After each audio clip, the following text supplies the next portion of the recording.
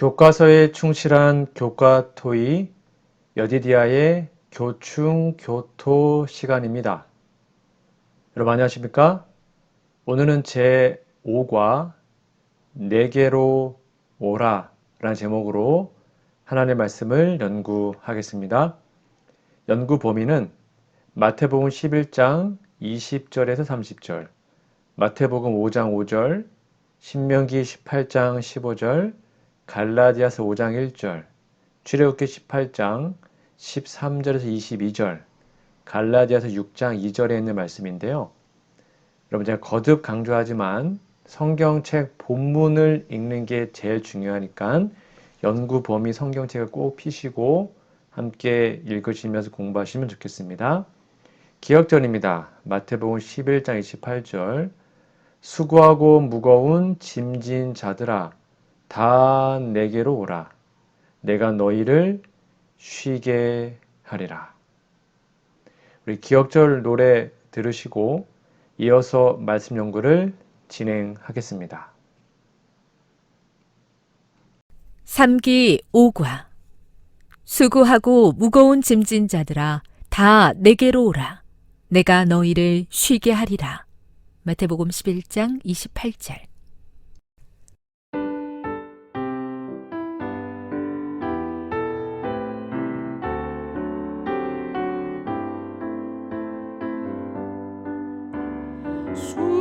수고하고 무거운 짐진 자들아 다 내게로 오라.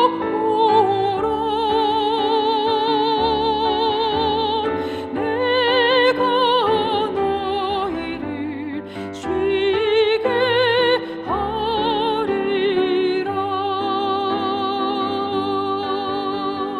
마태 11장 28절.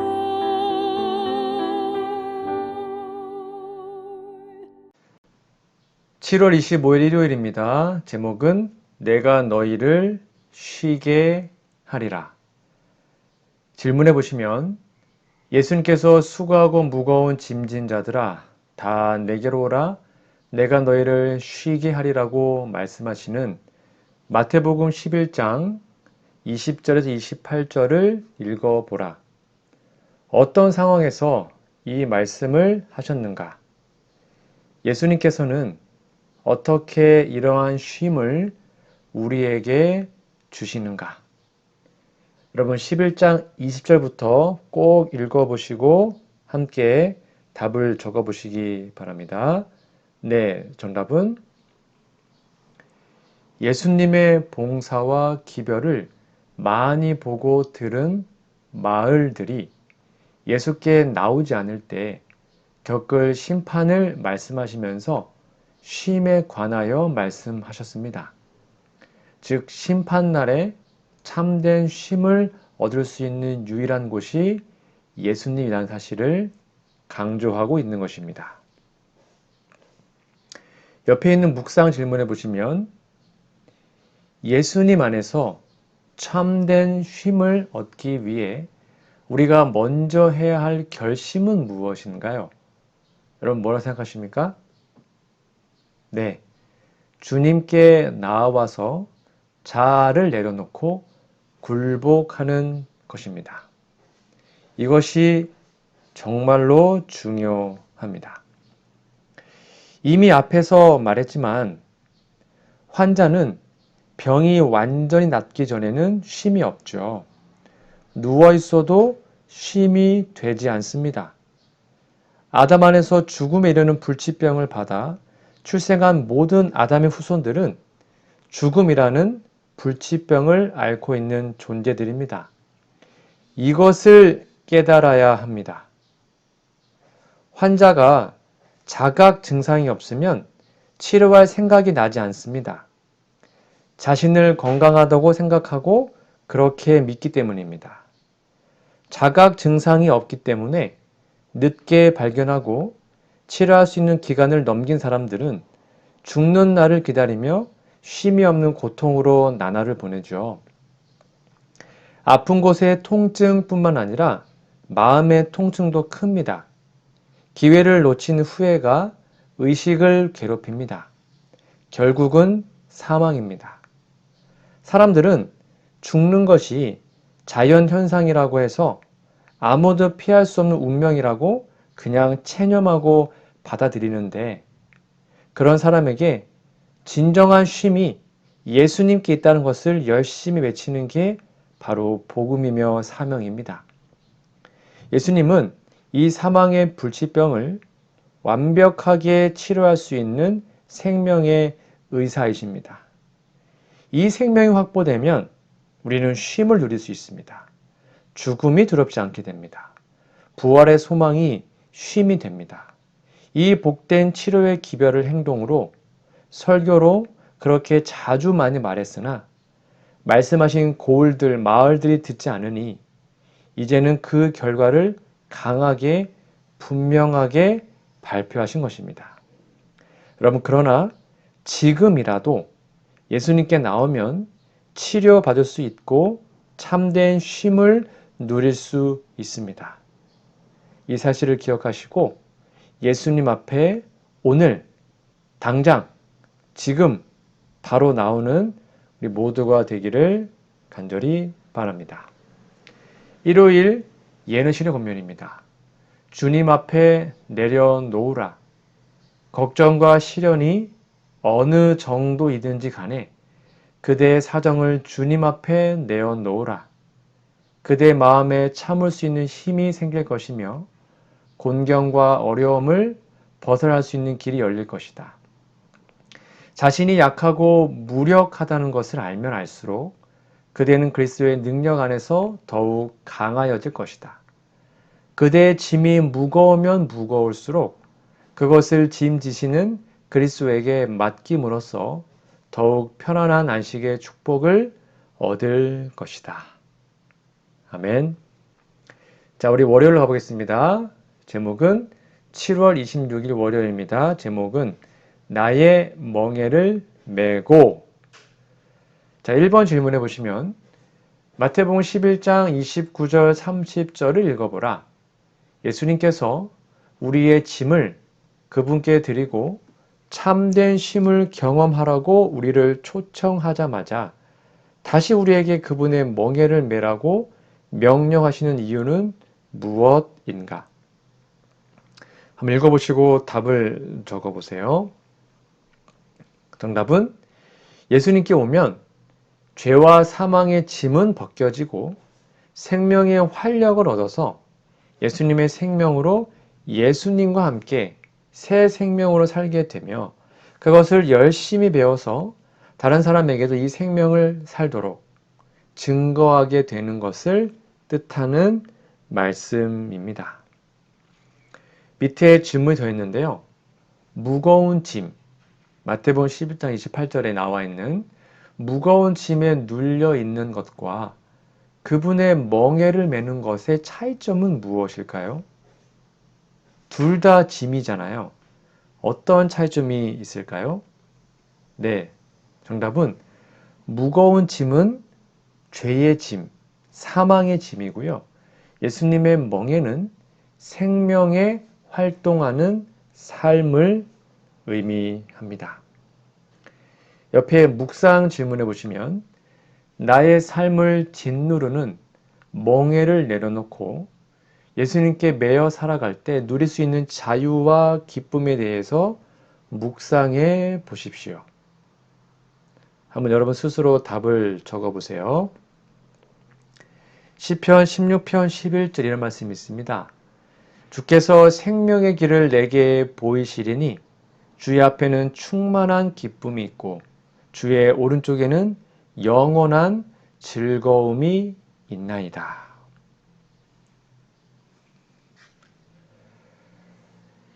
예수님의 멍에는 살려주는 멍에입니다. 우리가 지고 있는 짐은 죄의 짐 또는 죽음의 짐, 사망의 짐이잖아요. 그것은 썩어져가는 구습을 나타내는 상태입니다.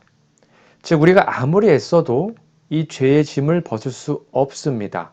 우리 힘으로는. 즉 썩어져가는 옛 사람이 우리를 끌고 사망으로 달리는데 그것을 대항할 힘이 없는 것입니다. 난치병 환자가 치료하는 곳이 있다면 얼마나 찾아가고 싶어 하겠습니까? 살 방도가 있다면 돈 쓰는 게 뭐가 아깝겠습니까? 근데 그 모든 것도 수고예요. 그 자체가 짐이잖아요.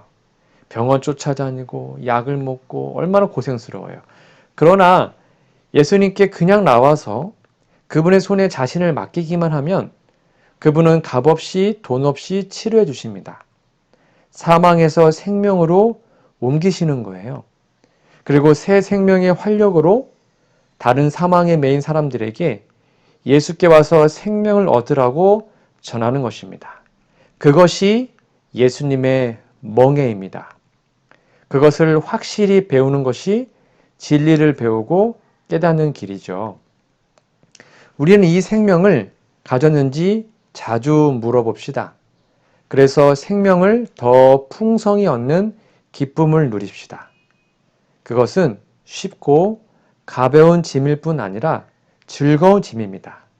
그래서 수고가 되지 않는 것이죠. 이러한 예수님의 멍에를 날마다 매는 우리 모두가 되었으면 좋겠습니다. 월요일 예수님의 권면입니다. 예수님의 초청. 예수님께서는 그대를 불쌍히 여기시고 그대를 초청하신다. 수고하고 무거운 짐진 자여, 온유하고 겸손한 그분께 와서 배우라. 그대의 영혼이 쉼을 얻을 것이다. 그리스도의 멍에는 쉽고 그 짐은 가볍다.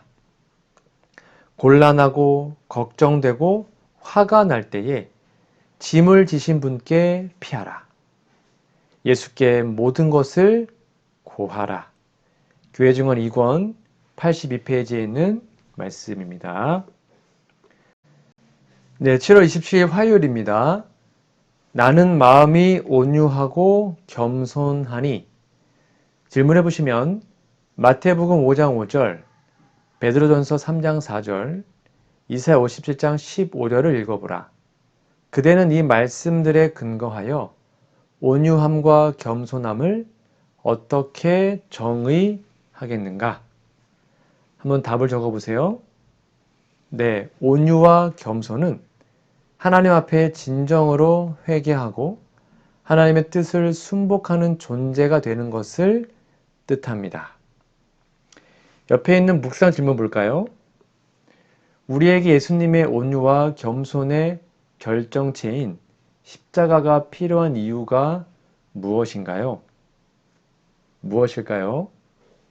네, 맞습니다. 예수님의 십자가와 부활이 없이는 우리가 사망에서 생명으로 옮길 길이 없기 때문입니다.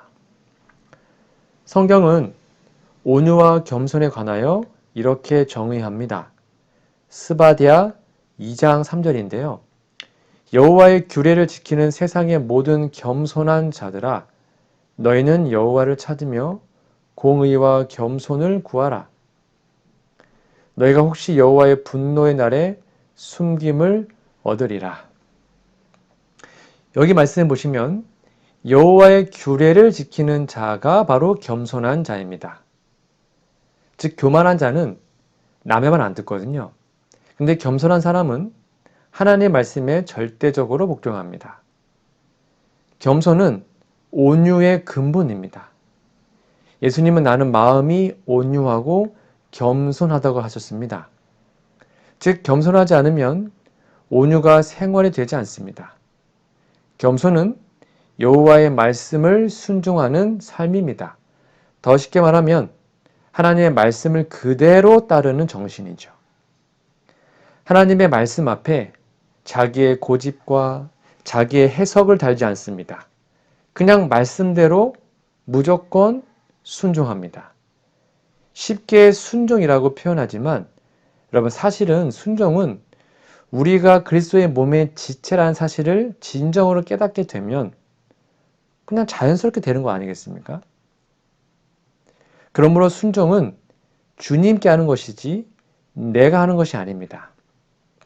손은 머리, 뇌가 시키는 대로 활동할 뿐이죠. 그런 성경은 예수님은 우리의 머리라고 말씀하시고 우리는 그분의 지체라고 말합니다. 모든 지체가 건강하게 제 기능을 다할 때 온 몸이 건강할 수 있습니다. 몸에 붙어서 제 기능을 다할 수 있는 상태가 바로 온유와 겸손입니다. 자, 그러면 우리는 예수 그리스도의 지체로서 제 기능을 다 수행하고 있습니까? 예수님처럼 마음이 온유하고 겸손하다고 진정으로 말할 수 있는 우리 모두가 되기를 간절히 바랍니다. 화요일 예언의 신의 권면입니다. 결코 소멸되지 않을 장식. 결코 소멸되지 않고 이 생에서 우리 주변에 있는 모든 사람의 행복을 증진시키고 불멸의 미래에서 흐리지 않는 영광으로 빛날 장식이 있다. 그것은 온유하고 겸손한 정신의 장식이다. 하나님께서는 가장 부유한 의복으로 영혼을 입히라고 우리에게 명령하셨다. 교회 증언 4권 643페이지 말씀입니다. 수요일로 가보겠습니다. 7월 28일 수요일입니다. 제목은 내 멍에는 쉽고.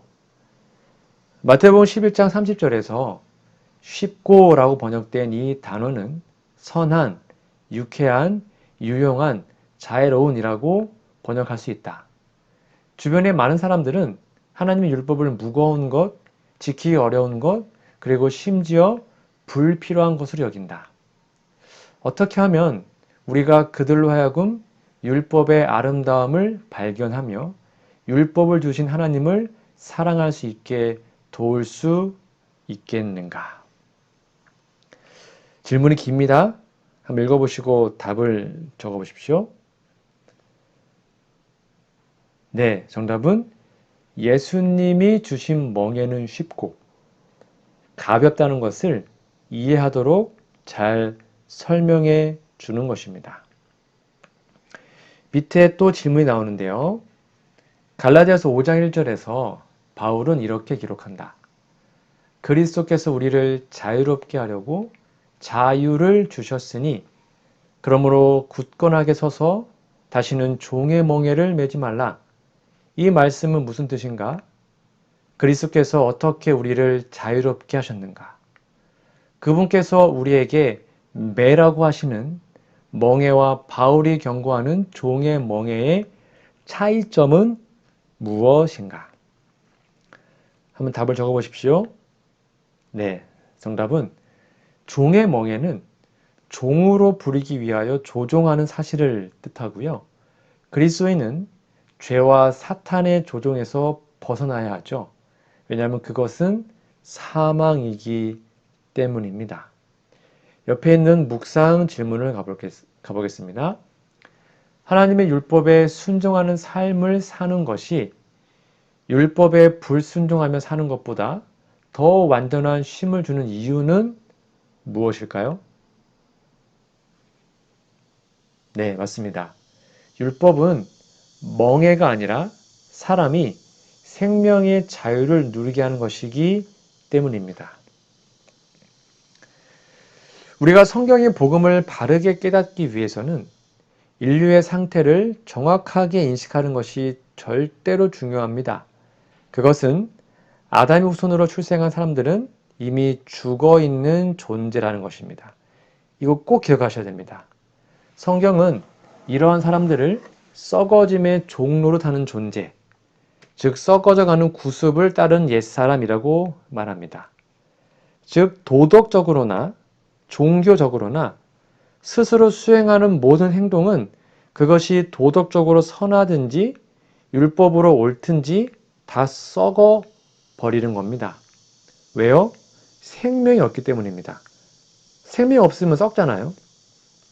우리가 생명과 사망에 관하여 바른 이해가 없으면 사망에 속하여서 도덕적 선을 행하는 것을 의라고 착각합니다. 그것이 생명을 얻게 하는 것이 아니기 때문에 성경의 복음으로는 악한 것입니다. 왜냐하면 그것이 생명을 얻는 방법이라고 착각하기 때문입니다. 자, 이 말을 잘 이해하면 좋겠는데요. 예수님께 나오면 그분의 십자가와 부활로 사망을 처리하십니다. 그렇죠? 그리고 생명과 썩지 않는 것을 드러내신 다음에 우리는 영원한 생명을 얻어요. 만약 우리 마음속에 영원한 생명을 얻었으면 우리는 그 생명에 속한 삶을 살게 되겠죠? 생명의 활동으로 생활하겠죠? 그것이 바로 예수님의 멍에입니다. 바울은 이것은 그리스도께서 내 안에 사는 것이라고 가르치고 있는 것입니다. 그들이 걸어가는 그 생명의 길이 바로 하나님의 계명입니다. 이것은 생명 있는 사람만 갈 수 있는 생명의 길입니다. 여러분, 그러니까 참된 자유는 영원한 생명의 본성임을 기억하는 우리 모두가 되었으면 좋겠습니다. 수요일 예언의 신의 권면입니다. 가장 진정한 자유. 진실한 그리스도인은 그리스도의 멍에가 목을 괴롭히고 있다고 결코 불평하지 않을 것이다. 그는 예수님을 섬기는 일이 가장 진정한 자유라고 생각한다. 하나님의 율법은 그에게 기쁨이 된다. 그는 자신의 부족에 맞추어서 하나님의 명령을 낮은 표준으로 내리고자 하는 대신에 그 명령을 이루는 수준을 높이고자 끊임없이 노력하고 있다. 교회증언 5권 220페이지에 있는 말씀입니다. 자, 마지막 목요일입니다. 7월 29일 목요일. 제목은 내 짐은 가벼움이라. 자, 1번 질문 볼까요? 모세는 애굽을 떠나 홍해를 건넌 후 장인 이드로를 다시 보게 되어 반가웠다. 출애굽기 18장 13절에서 22절을 읽어보라. 이 이야기에서 다른 사람의 짐을 진다는 것이 어떤 모습으로 나타나고 있는가? 읽어보시고 답을 적어보세요. 네, 맞습니다. 혼자 다 하는 것이 아니라 협력하여 일을 분담하여 수행하는 것입니다. 밑에 질문입니다. 갈라디아서 6장 2절을 읽어보라. 서로의 짐을 지는 것이 어떻게 그리스도의 법을 성취하도록 우리를 도와주는가? 뭘까요? 네, 맞습니다. 다른 사람을 도와서 그의 삶을 예수님 안에서 가볍고 즐겁도록 봉사하는 것이기 때문입니다. 옆에 묵상 질문 볼까요? 믿음의 공동체 안에서 서로 짐을 나누어 지는 것이 중요한 이유는 무엇일까요? 네, 맞습니다. 공동체의 공동 목표를 예수님 안에서 협력하여 성취하는 방법이기 때문입니다. 다시 한번 말하지만 성경은 교회를 그리스도의 몸이라고 알려주고요. 예수 그리스도께서 그 교회의 머리라고 가르칩니다. 몸은 머리의 지시로 각각 맡은 기능을 수행합니다. 신경줄이 끊어지면 머리가 지시하는 것을 수행할 수 있는 기능을 잃어버립니다.